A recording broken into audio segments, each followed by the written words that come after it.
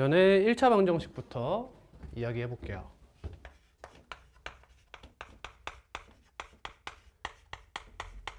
(1차) 방정식에서 배웠던 게 ax 플러스 b가 0이야. 근데 a가 0이 아니면 1차 방정식이죠. 여기서 x는 뭐가 나오죠? 마이너스 a분의 b. 이걸 보고 우리는 근이라고 부르죠. 얘들아, 얘를 보고 근이라고 하는 게 아니라 얘를 보고 근이라고 하는 거예요. 근이 무슨 근자죠? 뿌리 근자예요. 뿌리 근자. 그러니까 이러한 등식에서 비롯됐다는 거죠. 그래서 얘를 보고 근이라고 불러요. 이거는 값이에요. 이 등식을 만족시키는 값은 얘고 얘가 근입니다. 알겠니?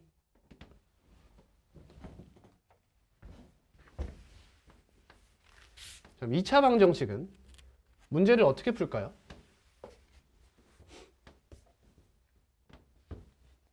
일단 정의부터 알아야겠지. a는 0이 아니다. 얘가 2차 방정식의 정의예요. 이러한 꼴로 표현 가능한 등식이에요.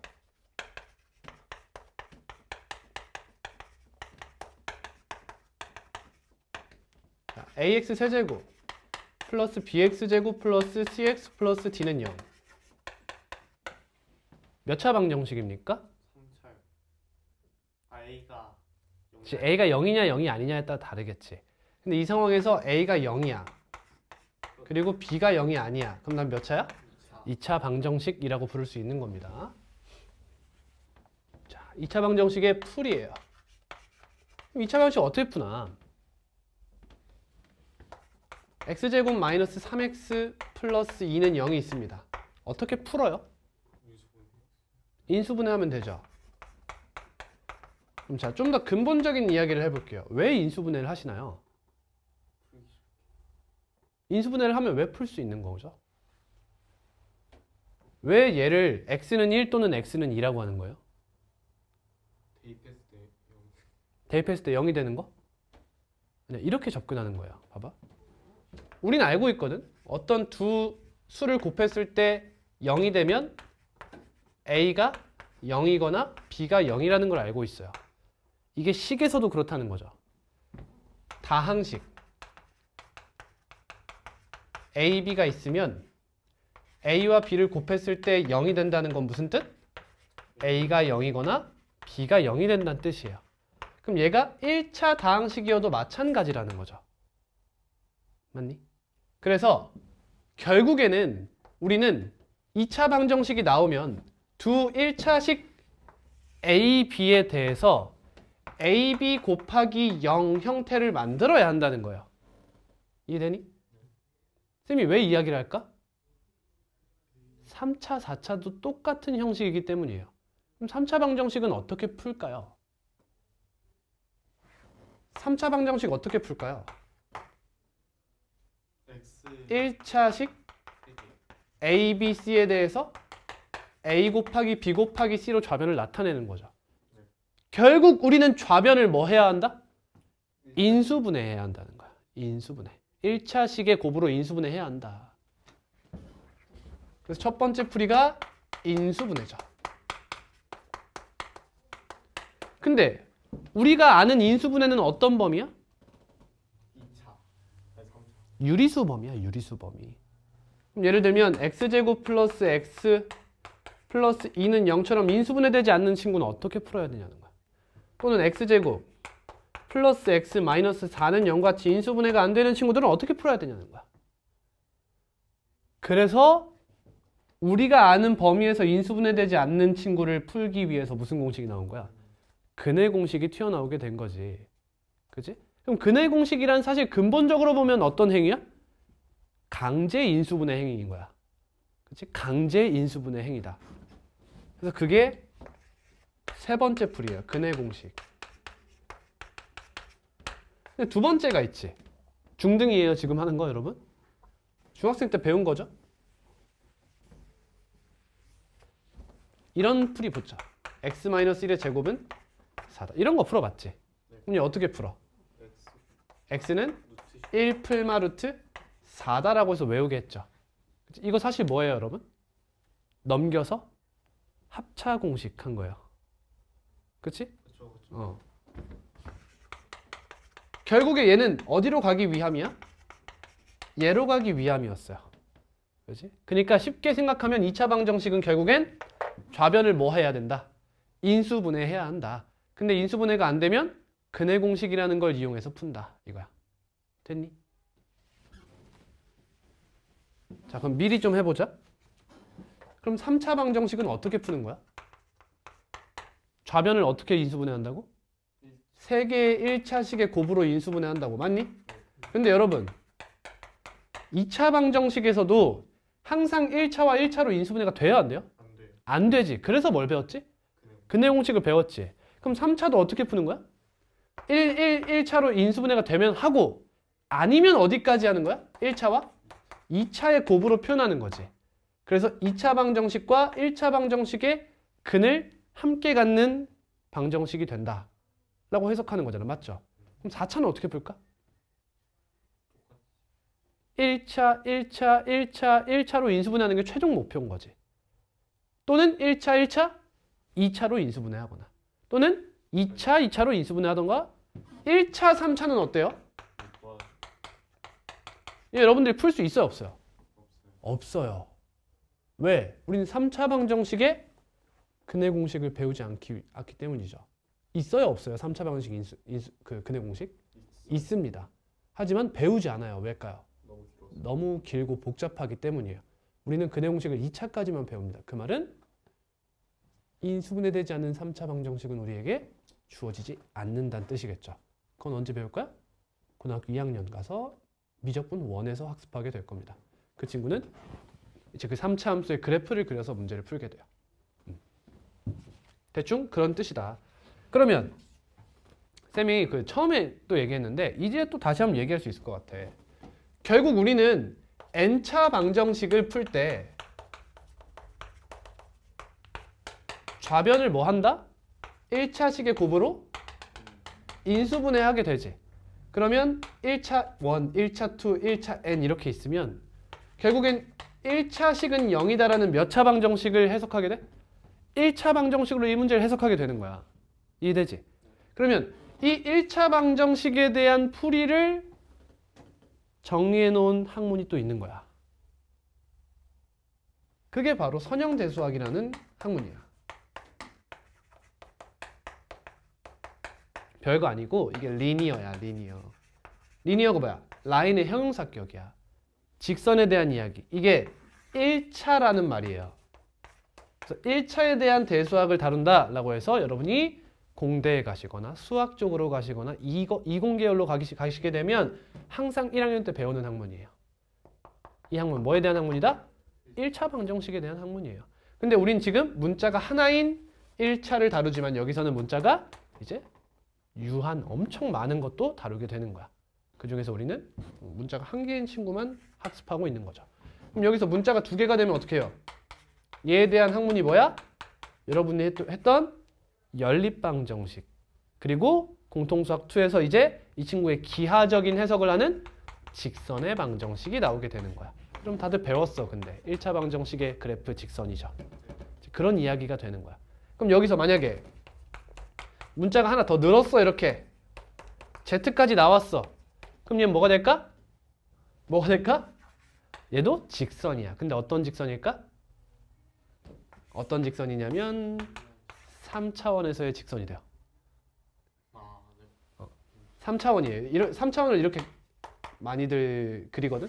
이렇게 해서 이렇게 공간에서의 직선을 나타내게 되는 거지. 그럼 문자가 하나 더 늘었어. 그럼 몇 차원? 4차원에서의 직선에 대한 이야기가 되는 거야. 그런 식의 학문을 배우는 것이 선형대수학인 거야. 그럼 이 선형대수학에서 계산을 하기 위해서 쓰는 도구가 뭐야? 여러분 마지막 단원인 행렬인 거야. 행렬이라는 도구로 얘를 해석하게 되는 거지. 행렬을 배우는 이유가 그거야. 나중에 여러분이 대학교 들어가서 선형대수학을 대학교 1학년 때 배우는데 교수님들이 보니까 이 새끼들이 행렬 기초도 모르고 와가지고 마치 이제 선형대수학을 배우고 싶은데 방정식을 배우고 싶은데 더하기 빼기가 뭔지도 모르고 오는 거야. 애들이 답답해 안 답답해? 그래요. 고등학교 1학년 때 그래도 행렬이 뭔지는 한번 학습하고 오자 라는 느낌으로 들어가게 된 거죠.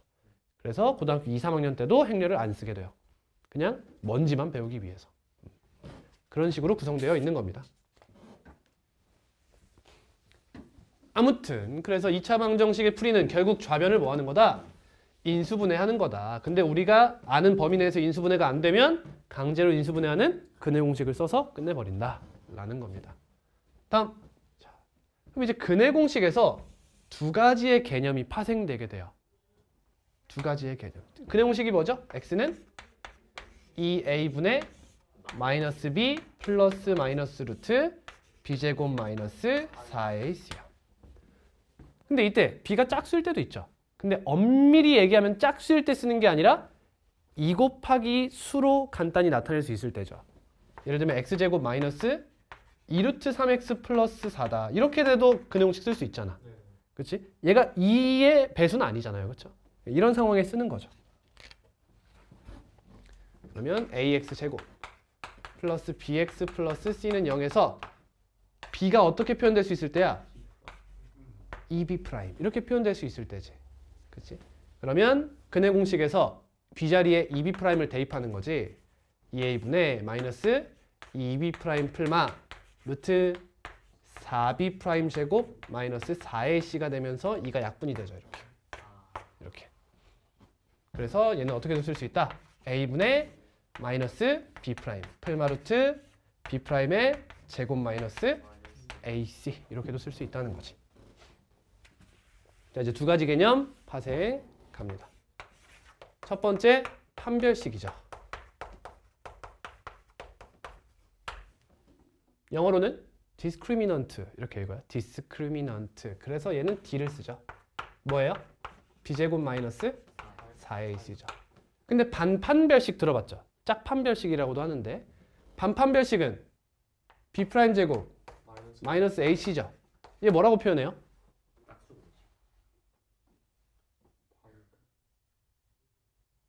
여러분 이 자리에 2b'을 넣은 거지. 네. 그럼 4로 묶이지 이렇게. 이렇게 쓸 수 있는 거잖아. 근데 얘가 판별식이잖아. 그치? 그럼 반판별식은 뭐라고 써? 보통 4분의 d 이렇게 쓰게 되는 거야. 그냥 판별식을 4로 나눈 값이다. 이런 얘기가 되는 거지. 이렇게 써도 되겠죠? 근데 4분의 d보다는 네임드라서 보통 이렇게 대각선으로 쓰게 됩니다. 이렇게 많이 쓴다. 이렇게 써도 돼요. 이해하고 있니? 자, 그러면 이 친구는 이 근호 안에 들어간 친구잖아. 맞죠? 잘 들어요? 잘 들어. 오류가 있는지 잘 들어요. 자, ax제곱 플러스 bx 플러스 c는 0에서 a가 0이 아니라고 했어. 자, 우리 전 단원에서 뭐 배웠어요? 복소수 배웠죠? 허수가 등장했어요. 잘 들어야 돼. 이 상황에서 판별식이 0보다 크면 근호 안에 있는 값이 0보다 크죠. 그럼 얘는 서로 다른 두 실근을 갖겠죠. 맞아요? 틀렸어요. 왜 틀렸을까? 애초에 B가 허수였을 수도 있죠. A가 허수였을 수도 있어요. 그렇죠? 이게 다르죠. 중3과. 개수에 허수가 등장할 수 있다는 거야. 근데 보통 등장 안 하겠지. 그래도 알고 가야 돼. 이제부터는 판별식을 사용하려면 있잖아. 판별식을 사용하면 조건이 하나 붙어. 어떤 거? 모든 개수와 상수항이 뭐여야 돼? 실수라는 조건이 붙어야 돼요. 중요합니다, 여러분. 이게 왜 중요하냐? 개수가 보통 허수가 나오진 않는다고. 문제 봐봐.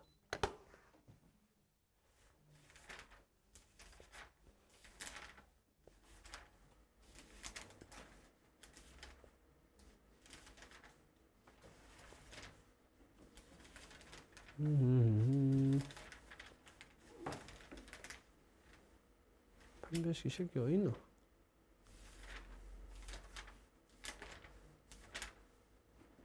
469번 같은 거 보세요. 469번.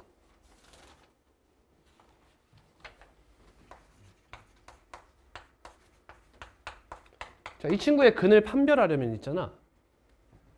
b제곱 플러스 4ac라는 판별식을 써야겠지. 이 친구의 부호를 조사할 거잖아. 그치?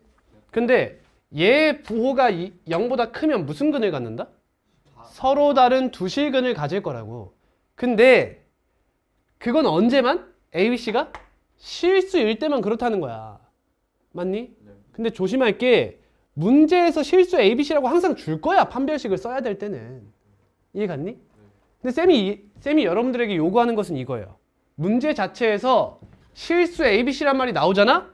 그러면 판별식을 써야 할 가능성이 높다는 걸 인지하라는 거야. 지금 이 문제에서는 판별식을 쓰라고 대놓고 줬잖아. 판별하면? 이라고. 근데 문제가 어려워지면 어려워질수록 내가 그걸 해야 하는지 말아야 하는지 아는 것도 큰 역량인 거야. 실수 ABC라는 말이 나오면 이제 우리는 두 가지 중 하나를 꼭 해야 돼. 그 첫 번째가 판별식이라는 거야. 모든 개수가 실수라는 것을 나에게 보장을 해줬어. 아, 이건 판별식을 쓰라는 신호다. 라는 것을 인지하는 것. 이게 목표야. 알겠니? 모든 개수가 실수라는 걸 보장해줬어? 그럼 난 판별식을 써야 되는구나. 라는 걸 알아라. 알겠지?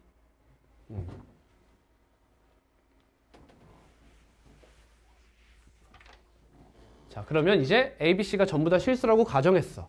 그러면 2A도 실수고 마이너스 B도 실수고 얘도 실수인데 뭐가 아닌 실수야? 0이 아닌 실수지. 그러면 마이너스 2A분의 B라는 하나의 실수에서 어떠한 실수, 0이 아닌 실수를 뭐 했어? 더하고 뺐잖아. 그럼 얘들은 반드시 다르다 이거죠. 그러니까 서로 다른 두 실근을 갖게 됩니다. 이런 얘기야. 다음, 이번엔 판별식이 0이에요. 그러면 0을 더하고 뺐지. 그럼 두 실근은 어때?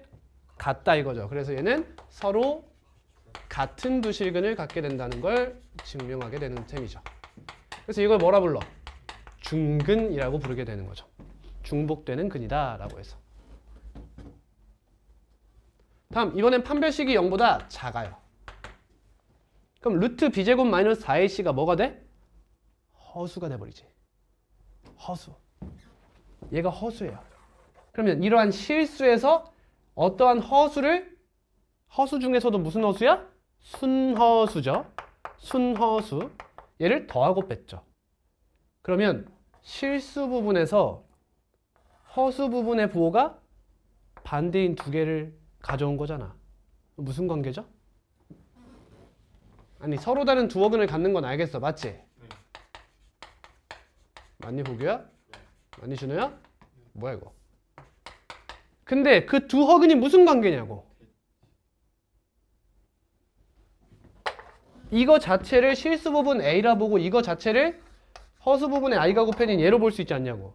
그럼 A 플러스 BY와 A 마이너스 BI니까 이 친구는 항상 어떤 관계야? 혈복 관계라는 것도 알고 있어야 돼.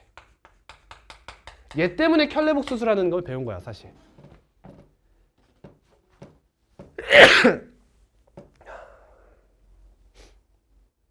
어때요? 같은 걸 배우지만 조금 업그레이드된 형태로 배우고 있는 거죠. 중3 때보다. 이게 첫 번째 개념, 판별식이에요. 그럼 이것도 한번 해보긴 할게요. 그럼 A, B, C가 실수라는 조건이 없어. 즉 무슨 수? 복소수라는 조건이 달리면 어떤 걸 알 수 있을까? 라는 것도 한번 해볼게요. 잘 나오진 않아요. 거의 안 나온다고 보면 돼. 연구 관점이에요. 연구. 그럼 판별식이 0보다 크다, 같다, 작다보다 먼저 해야 될 게 하나 있지 뭐야? 일단 판별식이 실수인지부터 생각을 해야 되는 거야 이제는. 이 자체가 허수일 수도 있는 거잖아. 그렇지 않니? 근데 얘가 허수면 어떤 일이 벌어지냐면 루트 안에 i가 등장하는 거지. 안 나온다 이거죠. 이건 우리에게 절대 물어볼 수 없는 형태야. 왜? 무슨 근호? 이중근호이기 때문에 안 나와요. 여러분 실제로 루트 i가 뭔지 알아요? 루트 마이너스 1이 돼서 4제곱근 마이너스 1이 돼요. 어렵죠? 안 나온다는 뜻이야. 그럼 얘가 실수라는 가정을 하고 시작해야겠죠, 이제. 그럼 얘가 판별식이 0보다 커요. 그럼 무슨 얘기가 돼? A와 B가 충분히 허수일 수 있는 상황이죠. 그것도 순허수가 아닌 허수일 수 있는 상황이야. 완전 무질서의 세계인 거지. 그 안에서 얘가 예쁘게 실수 이렇게 나온 느낌인 거야. 알아들어요? 그럼 이 친구는 뭘 할 수 있죠? 서로 다른 두 근인 것만 알 수 있어요. 서로 다른 두 근인 것만 알 수 있지. 이해돼? 근데 이것도 생각해봐. 한 근은 허근이고 한 근은 실근일 수 있나? 있나요? 있으니까 있을 것 같아. 그럴 수 있어요. 그럴 수 있어요. 예를 들어볼까요? 근의 공식을 써볼게요. 분모가 2i인 거예요. 예를 들면. 그리고 이 친구가 4i. 풀마루트 2 이렇게 나온 거야. 풀마루트 4? 8이 16이라고 할게 이렇게. 그럼 이거 실수할 거지. 그럼 마이너스 2분의 i 곱했으니까 마이너스 4죠. 그럼 풀마루트 16i가 되죠. 됐니? 이렇게 되면 이 친구는 뭐야? 두 허근이죠. 여기까지 됐니? 근데 얘가 4i지 얘들아. 그럼 얘가 4였다고 생각해봐. 그럼 얘는 4i가 되지. 그럼 하나는 i가 살아있고 하나는 죽어요. 그래서 실근 하나 허근 하나가 나올 수 있죠. 완전한 무질서 세계라고 인지하셔야 돼. 그럼 방정식이 어떻게 돼요? 무슨 말이야? 요거의 방정식이 어떻게 돼요? A랑 B랑 C를 조사하시면 되지. A랑 B랑 C? 여러분 그 수보다는 지금 개념 공부할 때는 항상 구조에 민감하셔야 돼. 구조. 그치? 이 상황에 A, B, C가 뭐예요? 보다는 가능할 수도 있겠다. 그리고 그거에 대해서 너무 엄밀하게 갖다 댈 필요 없어. 그건 내가 다 해줄 거야. 여러분들은 납득하면 돼. 아, 그렇구나. 그렇구나. 거기 오류가 있으면 학원을 관두시면 돼요. 저를 못 믿겠으면 학원을 관두시면 됩니다. 믿으세요. 알겠죠? 믿습니다. 그럼 얘는 뭐만 할 수 있다? 서로 다르다는 것만 확실하게 알 수 있다는 거지. 쓸 필요 없어요. 한번 듣고만 마세요. 판별식이 0이면 뭐만 할 수 있죠? 서로 같은 두근이라는 것만 알 수 있죠. 그럼 확실한 건 얘는 두근이 허수 아니면 실수로 같겠죠. 얘는 실근과 허근을 동시에 가질 수 없다는 뜻이 되는 거야. 다음 판별식이 0보다 작으면요? 얘도 서로 다른 두근이라는 것만 알 수 있어요. 두 실근, 두 허근, 한 실근과 한 허근 다 가질 수 있는 상태다라는 겁니다. 중요하진 않지만 혹시나 궁금할까 봐 이야기하고 넘어가는 부분. 다음 두 번째예요. 두 번째 나오는 개념은 바로 근과 계수의 관계예요. 근과 계수의 관계. 줄여서 근계관이라고 많이 이야기하는 부분인데 두근이 뭐야? 이러한 하나의 값에서 이런 하나의 값을 더하고 빼는 거잖아. 그럼 얘네 둘을 뭐 해보고 싶어? 얘들아 너네 켤레복수수랑 뭐 해? 더하고 곱해보잖아. 결국 그 얘기거든. ax 제곱 플러스 bx 플러스 c는 0. a는 0이 아니다. 2차 방정식이니까. 두근을 알파와 베타라고 해요. 얘는 알파라고 있고요. 얘는 베타라고 읽습니다. 이 친구 쓸 때 이걸 끝까지 이렇게 들이미세요. 그냥. 얘는 밑에서 이렇게 올라오세요. 그러니까 예쁘게 쓰겠다고 이렇게 맞춰서 쓰지 말고 구분이 쉽게 알파는 이렇게, 베타는 이렇게 쓰는 편을 추천드려요. 저는. 베타 쓰실 때 이렇게 쓰지 않습니다. 알겠죠? 아니 여기서 끊어 쓰지 말라는 거야. 그냥 이어서 쓰라는 거지 이렇게. 그럼 쭉 써봐. 알파, 베타 이렇게 쓰는 거예요. 괜찮아. 알파 이렇게 쓰는 사람도 많은데 베타 이렇게 쓰는 사람도 많은데 괜찮아요. 써도 돼. 상관없어. 근데 이 획 하나 끊는 것조차 시간이 아까운 거야 저는. 그래서 알파 어떻게 썼어요? 몇 개를 썼는데 이렇게 이렇게 정확히 쓰면 원래 이렇게 써야 돼요. 이렇게. 어? 아니 이렇게 끝이 올라오는 게 맞아요. 근데 이렇게 쓰시면 됩니다. 그냥 물고기 만든다 생각해. 그러면 알파와 베타를 더하면 뭐가 되죠? 저거 A 마이너스 A 얘 봐. 얘 둘 더해봐. 그럼 얘 곱하기 2가 되는 거지. 그러니까 마이너스 A분의 B가 돼요. 다음 알파 베타는 뭐가 되죠? 두 개 곱하는 거지. 그럼 곱해볼게. 합차공식 일어나는 거 보여요? 네. 그럼 분모가 4A 제곱이죠? 여기서 B제곱 마이너스 B제곱 마이너스 4AC가 되죠. 네. 그럼 B제곱이 사라져요. 그리고 나면 마이너스 마이너스를 플러스로 바꾸고 4약분 A 하나 약분 하면 A분의 C가 됩니다. 기본 소양이에요. 기본 소양. 모르면 그냥 걔 바보 병신임. 진짜. 절대 모르면 안 됩니다. 그래서 얘는 두근의 합, 얘는 두근의 곱이라고 합니다. 방금 전 지우신 식 뭐였죠? 왜 저래? 그냥 계산한 거야. 뭘 계산하셨어요? 두 근을 곱했어요. 나와 있지 않나? 나와 있던 거. 두 근을 곱했어. 그러면 분자가 합차 공식이 일어나요. 4A분의 어쩌고 4A 제곱분의 B 제곱 마이너스 대답을 안 해서 이런 일이 발생하는 거야. B 제곱 마이너스 4AC. 대답을 계속 안 하니까 쌤이 무시하고 가잖아 그냥. 대답을 계속하면 대답이 없을 때 쌤이 알아차리는데 안 하니까 그냥 계속 안 하나 보다 하고 넘어가는 거야. 그럼 이런 일이 발생해. 이게 저거 두 개 곱한 거야. 두 근을. 얘 2AB AB? 뭐야? 알파 베타 알파 베타. 그러면 B제곱이 이렇게 사라지죠? 이렇게 마이너스 마이너스라 플러스가 되고요. 그다음 4 약분하고 A 하나씩 지우면 A분의 C가 남는다는 거죠. 그런 원리로 다른 원리도 있어요. 이따 설명할 겁니다. 두근의 합, 두근의 곱. 뭐도 하냐면 여러분 두근의 차도예요. 교육과정은 아니지만 거의 교육과정인 친구야.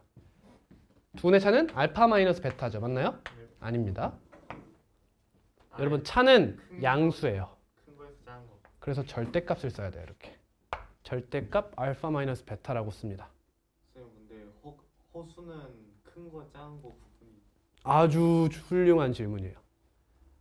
절대값은요, 여러분, 실수의 특권이에요. 절대값의 정의가 뭐죠? 원점으로부터의 거리예요. 거리가 같은 그래서 4와 마이너스 4는 거리가 4로 같아서 절대값이 4로 같은 거죠. 허수는 수직선에 나타나요? 안 나타나죠. i의 절대값이 뭐예요? 알 수 없죠. 정의되지 않아요. 정의하지 않습니다, 그냥. 근데 쓰긴 해요, 원래 대학 과정에서. 이게 뭐냐면 이 0,1까지의 거리예요, 사실. 이렇게 써요, 나중에. 몰라도 돼. 따라서 두근의 차를 물어보면 힌트를 얻을 수 있지. 아, 두근이 뭐구나. 두근이 뭐구나. 실수구나라는 것도 알 수 있어요. 절대 허근을 갖지 않겠구나 라는 것도 알 수 있습니다. 그럼 자, 이번엔 두근 빼봐요. 그럼 뭐가 나와? 이번엔 얘가 사라지죠. 예. 그리고 이 친구가 곱하기 2가 돼서 살아남아요. 근데 A가 양수인지 음수인지 모르니까 절대값을 써야 돼.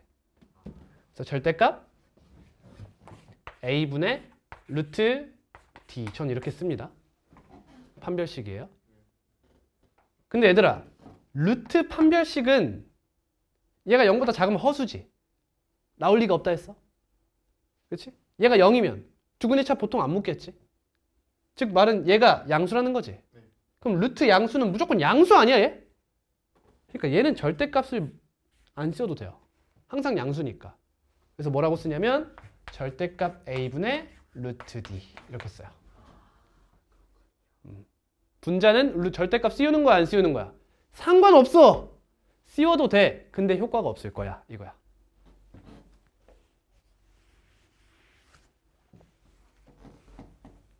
자, 다음 하나만 더 할게. 알파분의 1 더하기 베타분의 1이야. 여러분 얘 어떻게 구해요? 통분하지 보통. 그럼 뭐가 돼? a분의 c분의 마이너스 a분의 b죠. 이렇게 약분하고 마이너스 c분의 b 이렇게 쓰지. 맞니? 자, 근데 저는 좀 더 딥한 설명을 해볼게요. 왜냐면 3차 때문에. 나중에 3차 방정식 가서도 근계관을 배우거든요. 그때 잘 하려면 지금 잘 알아둬야 돼.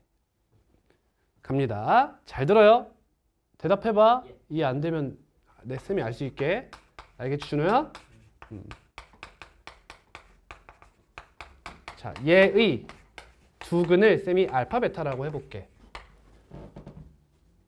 잘 봐. 쌤 지금 뭘 알고 싶냐면 알파분의 1 플러스 베타분의 1을 알고 싶지. 그래서 알파분의 1과 베타분의 1을 두 근으로 하는 2차 방정식을 생각해 볼 거야. 잘 봐. 어떻게 하냐면 얘를 x제곱으로 나눌 거야. 선생님! 다항식의 범위를 벗어나는데요. 아주 훌륭한 질문이에요. 이러한 의문이 들어야 돼.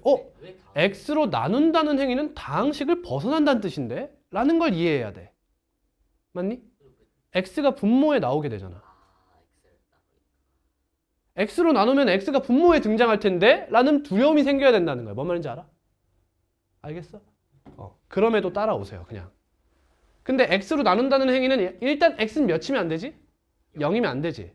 근데 얘들아, 근이 0이었으면 애초에 묻지 않았겠지. 근을 분모에 썼다는 것은 0이 아니라는 것을 보장하고 있는 거예요. 그죠? 갑니다. x제곱으로 나눠요. 그래 놓고 여기부터 쓸 거야. 자, 간다. c 곱하기 x제곱분의 1 플러스 b 곱하기 x분의 1 플러스 a는 0 이렇게 써볼 수 있지 않니? 그리고 이 친구는 x제곱분의 1이 아니라 x분의 1의 제곱이라고도 쓸 수 있지 않니? 대답 안 하냐? 예. 그럼 여기서 x분의 1이 뭐 되고 있지? 반복되고 있죠. 반복되면 뭐 하지? 치워. 그렇지. x분의 1을 치환해보는 거야. t로 치환해봐. 그럼 식이 어떻게 돼? c t제곱 플러스 b t 플러스 a는 0이 되죠. 얘들아 잘 봐. 얘 x에 뭐 대입하면 성립했지? 알파 베타 대입하면 성립했지. 얘는 x에 뭐 대입하면 성립하지? 알파보다 1과 베타보다 1을. 뭐 대입하면 성립해? x에 뭐 대입하면 성립해? 알파랑 베타 대입하면 성립하지. 알파. 왜? 결국 이 친구는 x제곱분의 ax제곱 플러스 bx 플러스 c는 0이기 때문에 얘가 0이 되는 x를 그대로 똑같이 근으로 갖고 있어. 그건 저 알파보다 1과 베타보다 1을. 뭐라고? 저 알파보다 1과 베타보다 1을. 내 말 듣고 있어? 너 안 듣고 있어, 보규야. 듣고 있어. 너 내가 이 얘기하는데 이 밑에 대한 얘기가 왜 나와 지금? 이 얘기가 왜 나오는 거야? 날 따라오라니까? 너만의 의식을 따라가지 마. 쌤 의식을 따라와. 다시 설명해 볼게. 잘 봐. 얘 근이 뭐예요? 알파랑 베타예요. 얘 근이 뭐냐고 물었어요. 맞죠? 근데 얘가 왜 나와요 지금? 그거 자체가 지금 유추하고 있어요. 봐봐. 이 식이 뭐였어? 얘 아니야? 이걸 이렇게 분배해서 나온 친구지. 그럼 얘를 0으로 만드는 x값이 뭐야?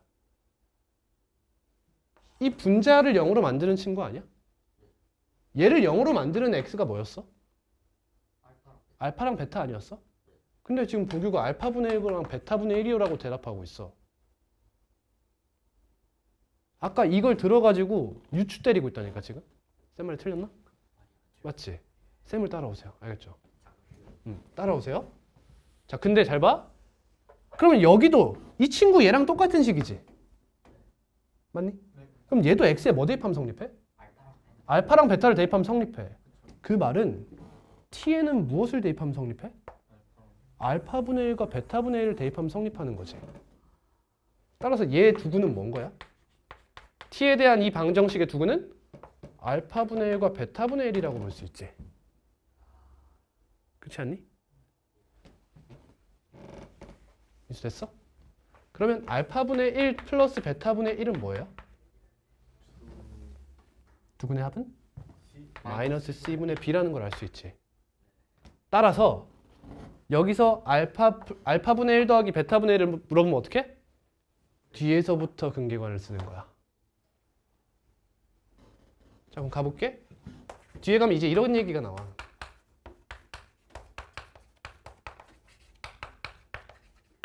(3차) 방정식의 세근을 알파, 베타, 감마라고 많이 이야기해 이제. 그러면 알파 플러스 베타 플러스 감마가 뭐냐면 똑같이 마이너스 a분의 b가 나와요. 나중에. 그러면 알파분의 1 플러스 베타분의 1 플러스 감마분의 1은 뭐가 나올까? 반대. 마이너스 d분의 c가 나온다는 걸 이해하라는 거야. 납득? 마이너스 d분의 c. 왜? x 세제곱으로 나눌 거잖아. x 세제곱으로 나눠봐. 그럼 이게 하나씩 이렇게 들어간다 생각해봐. 이런 형태로 써지겠지? 그럼 x분의 1을 t로 치환해봐. 그럼 걔는 근이 뭐야? 알파분의 1, 베타분의 1, 감마분의 1이겠지? 그 세 개 더한 게 뭐야? 마이너스 d분의 c가 나오지. 그러니까 역수들의 합은 역수를 근으로 갖는 친구는 개수를 역으로 쓴 거랑 똑같은 거야. 3x제곱 마이너스 2x 플러스 4는 0에 두근이 알파 베타래. 그럼 알파분의 1과 베타분의 1을 두근으로 하는 2차 방정식은 뭐야? 4x제곱 마이너스 2x 플러스 3은 0인 거야. 납득돼요? 이런 식으로 생각하면 되는 거예요. 알 필요는 없지만 알고 있으면 고난도 문제 중 몇 개를 빠르게 풀 수 있기 때문에 잠깐 학습하고 갑니다.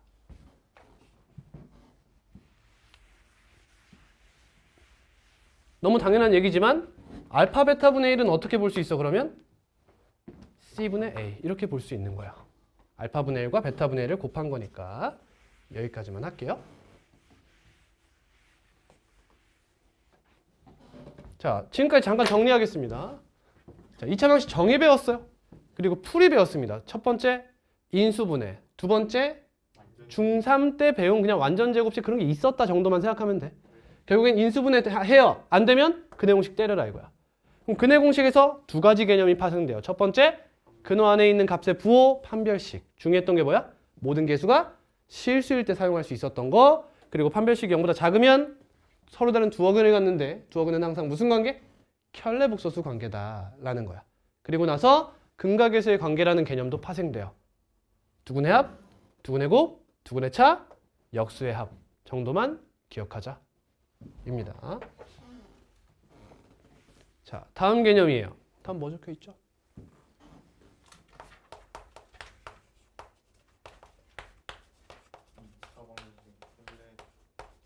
켤레근의 성질이 적혀 있어요. 몇 가지예요? 총 두 가지입니다. 그중 첫 번째는 여러분들이 중학생 때 심화로 배우셨을 수도 있어요. 갑니다. 첫 번째. ax제곱 플러스 bx 플러스 c는 0. a는 0이 아니다. 2차 방정식에서 첫 번째. a, b, c가 전부 다 유리수면 잘 봐. 근해 공식을 써볼게.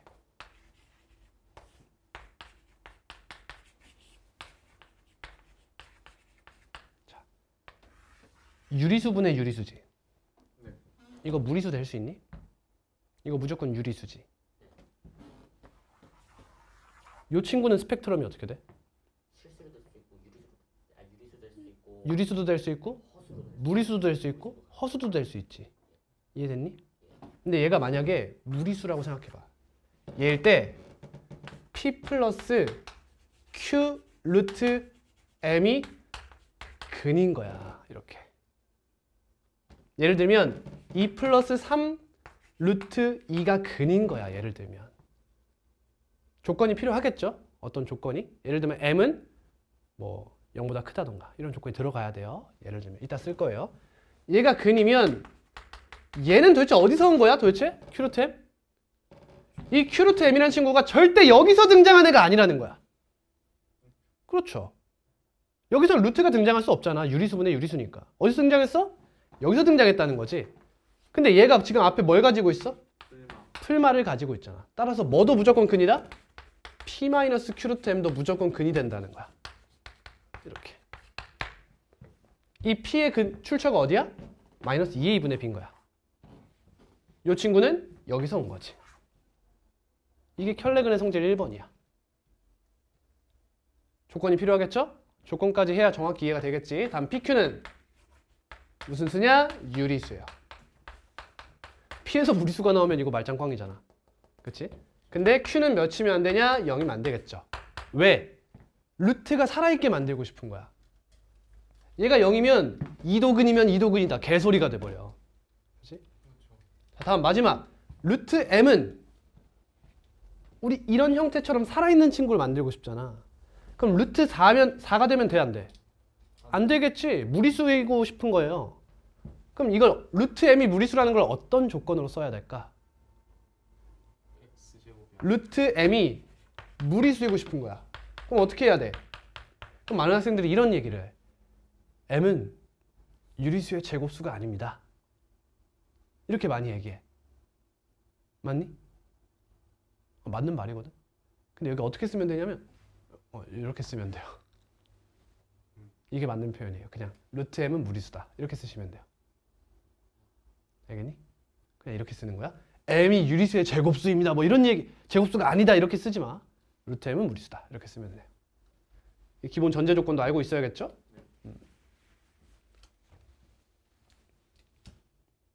그럼 ABC가 유리수일 때 선생님, ABC가 유리수일 때 P 플러스 QI가 근이면 어떻게 됩니까?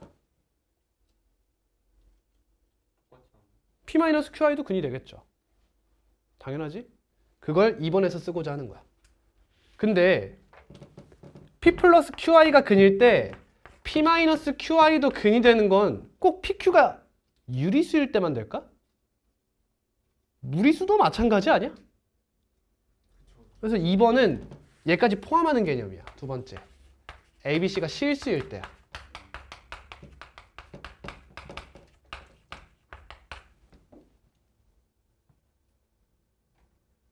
하기 전에 얘가 만약 유리수여서 5가 근이야. 그럼 얘를 3 플러스 2로 볼 거야? 4 플러스 1로 볼 거야? 이건 아무도 모르는 거지. 그러니까 여기서 무리근이 나오지 않고 어떤 정수근이나 유리수근이 나오면 켈레근의 성질 쓸 수 없는 거예요. 그냥. 거기선 어떻게 해요? 가 아니라 그냥 거기선 쓸 수 없는 거예요. 이럴 때만 쓸 수 있는 겁니다. 자, 이 친구로 가볼게요. 그럼 실수분의 실수는 실수죠? 이제는 이 친구가 실수일 수도 있고 허수일 수도 있는 거잖아. 근데 얘가 실수면 어때? 예를 들면 3 플러스 루트 2가 근인 거야. 그러면 3 마이너스 루트 2도 근이야? 알 수 없는 거지. 왜? 얘가 여기서 나왔을 수도 있는 거야. 이번에는. 반대로 내가. 그치? 얘가 무리수일 수도 있는 거잖아. 그치? 그러니까 여기선 이런 켈레근을 더 이상 쓸 수 없고요. 뭐만 쓸 수 있죠? 허수에 대한 이야기만 쓸 수 있다는 거야. 그럼 얘가 실수일 때는 P 플러스 Q I가 근이면 이렇게 가는 거야. 그럼 이 QI는 무조건 어디서 온 거야? 이 뒤에 있는 친구에서 온 거잖아. 그러니까 얘가 풀마를 달고 있죠. 그러니까 뭐도 항상 근이다. P 마이너스 QI도 근이 된다 이거죠. 기본 조건 필요하겠네. PQ는 무슨 수일까? 무슨 수일까? 실수인 거야. 실수. 또 하나. Q가 0이 되면 안 되죠. 즉 I가 살아있는 형태만 본다.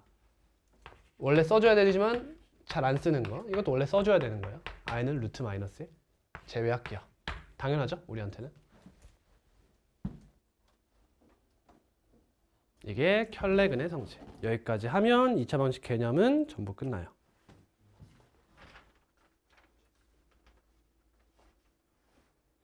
자, 다시 한번 정리해 볼게요. 2차 방정식 정의 이런 꼴로 나타낼 수 있는 등식이에요. 풀이 방법은 크게 그냥 두 가지 있다 생각해도 무방해. 결국 인수분해 하고 싶은 거야. 근데 안 되면 근해 공식 때리세요. 근데 그 근해 공식 형태에서 두 가지 파생된 개념이 있어요. 첫 번째 판별식, 두 번째 근과 계수의 관계. 판별식은 중요했던 게 모든 계수가 실수일 때 사용하는 거니까 실수 조건이 나오면 판별식을 써야 하나를 고려해 보세요. 또 뭐도 있죠? 켤레근의 성질도 있는 거예요. 모든 계수가 실수란 말이 나오면 판별식, 켤레근의 성질 이 둘을 유심히 살펴야 돼. 다음 판별식이 0보다 작으면 서로 다른 두 어근을 갖는데 그때 그 두 어근은 켤레복소수 관계다 라는 것도 기억해 주시고 근과 계수의 관계는 기본 소양 당연히 외워야 하는 것들이다. 그 다음 사이드 개념으로 켤레근의 성질이 나와요. 사이드예요 그냥. 여기까지가 메인이야. 근데 이런 애도 있다 정도로만 기억하시면 돼. 켤레근의 성질 두 가지 있다. 유리수일 때, 실수일 때. 유리수일 때 무리근이 나오면 무리수의 부호가 반대인 것도 근이다.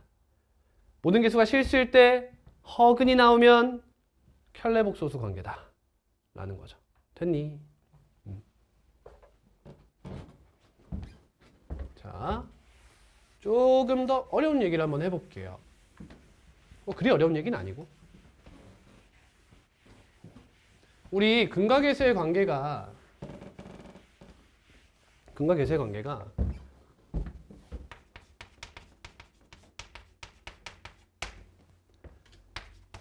x는 2a분의 마이너스 b 플러스 마이너스 루트 b제곱 마이너스 4ac니까 이 두 친구를 더하고 곱해서 구했다 라고도 했지만 사실 이렇게 봐도 되지. ax제곱 플러스 bx 플러스 c는 0에 얘는 0이 아니에요. 두근이 알파 베타라고 하면 알파를 대입하면 몇이야? 좌변에 알파 대입하면 몇 나와? 0. 베타를 대입하면 몇 나와? 0. 무슨 정리? 나머지. 인수 정리를 떠올릴 수 있죠. 인수 정리. 따라서 이럴 때는 ax 제곱 플러스 bx 플러스 c를 이런 식으로도 식작성할 수 있어야 된다. x 마이너스 알파 곱하기 x 마이너스 베타 이렇게 식작성할 수 있어야 된다. 근데 뭐 조심해야 돼? 최고차항계수 a까지 곱해서 이렇게 쓸 수 있다는 거야. 얘가 뭐야? x에 대한 무슨 식이죠? 항등식이죠. 이것도 기억하셔야 돼요. 그래서 이 친구를 전개해보면 ax 제곱 마이너스 a 곱하기 알파 플러스 베타 x 플러스 a 알파 베타가 돼서 개수비교법으로 근계관을 유도할 수도 있죠. 그렇습니다.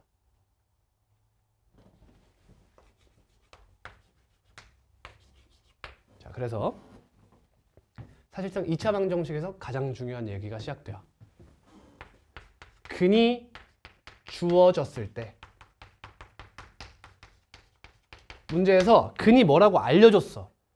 그럼 그때 해야 되는 행동 강령을 내가 딱 정해줄게. 그냥 이걸 생각할 수 있어야 돼. 첫 번째, 근이라는 게 뭐야? 대입하면 성립하는 거지. 그러니까 첫 번째로 해야 될 행위는 고려해야 될 행위는 대입이야. 예를 들어 x제곱 마이너스 3x 플러스 k는 0에 얘가 2를 근으로 갔는데 그럼 2를 뭐 해야 돼? 대입해야 돼. 근데 보통 이 행위는 언제 하는 거냐면 근이 한 개 주어졌을 때 보통 하게 돼요. 근이 두 개 주어지면 보통 뭘 하게 될까? 두 번째인 근과 계수의 관계를 사용하게 돼요.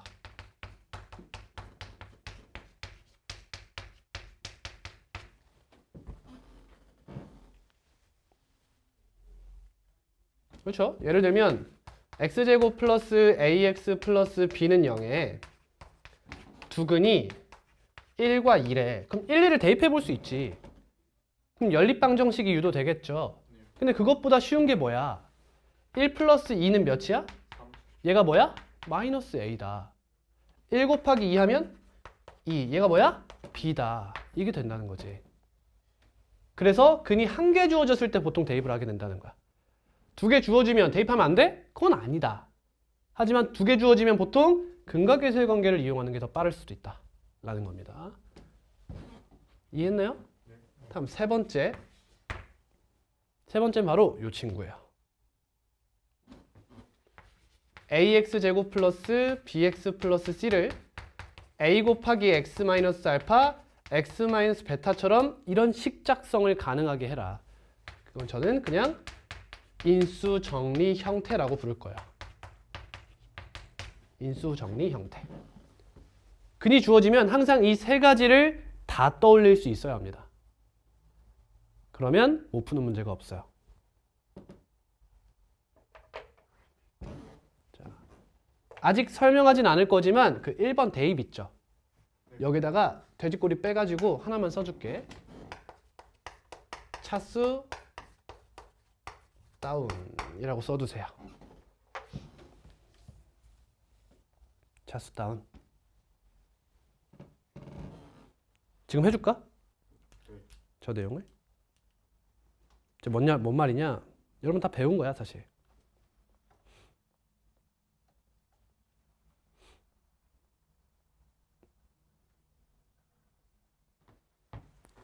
얘들아 지금까지 배우면 알겠지만 제가 가르치는 방법이 좀 독특해요. 그지? 호환이 좀 어려워요. 다른 선생님들의 수업과. 장점이자 단점입니다.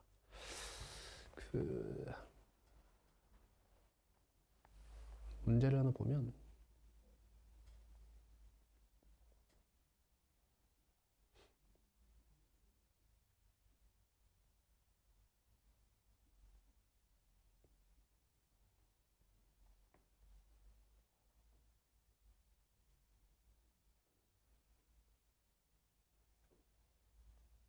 있을 텐데 문제가.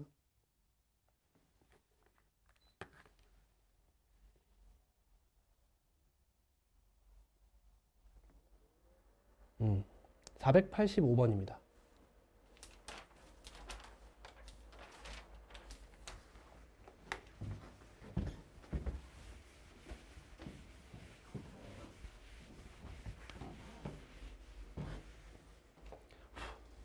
자, 지금 문제를 보시면 알파 제곱 마이너스 3a 알파 플러스 1 곱하기 저거 라고 나와 있죠. 그리고 486번에 또 보시면 차수가 3차까지 올라가죠. 489번에 보시면 5차까지 올라가죠. 이럴 땐 뭘 고려하라? 대입을 고려하라는 거예요. 이걸로 갈게요. 차수가 높네? 그러면 차수를 줄이고 싶다. 대입. 알파 제곱 플러스 알파 마이너스 1은 0이다. 뭐 할지 알겠어?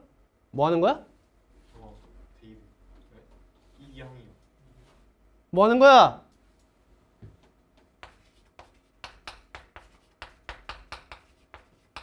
이렇게 보여? 저게? 아까 배웠잖아 얘들아. 얘가 0일 때 이 친구? 보입니다. 얘가 0일 때 이 친구 어떻게 하기로? 나누기로 했지. 얘로 나누면 차수가 1차 이하로 떨어진다. 맞니? 네. 근데 지금은 나누는 것도 괜찮고 아니면 알파 제곱 플러스 알파가 1이라고 가져가도 꽤 예쁘죠? 전 그냥 나눌게요. 이제 쉽게 푸는 법 알파 5제곱 그냥 개수만 쓸게. 괜찮아? 네. 1 2차 1차 상수항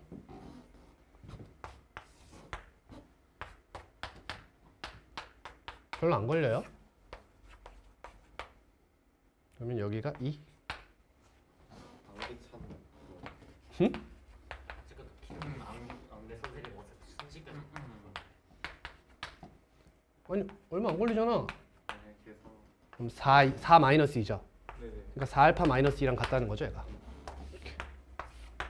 그럼 얘는 뭐겠어? 4베타 마이너스 2겠지. 그러면 4 곱하기 알파 플러스 베타 마이너스 4로 끝나는 거야. 알파 플러스 베타 몇이야? 몇이야? 마이너스. 마이너스 1. 답은 1번. 이렇게 되는 거야. 차수 다운의 효과를 가지고 있다. 대입은. 이런 얘기예요. 차수를 낮춰주는 효과를 가지고 있습니다. 그럼 얘도 마찬가지로 나눠도 되겠죠. 아니면 알파 제곱 마이너스 알파가 3이라고 하여 이 친구를 대입을 해도 상관은 없어요.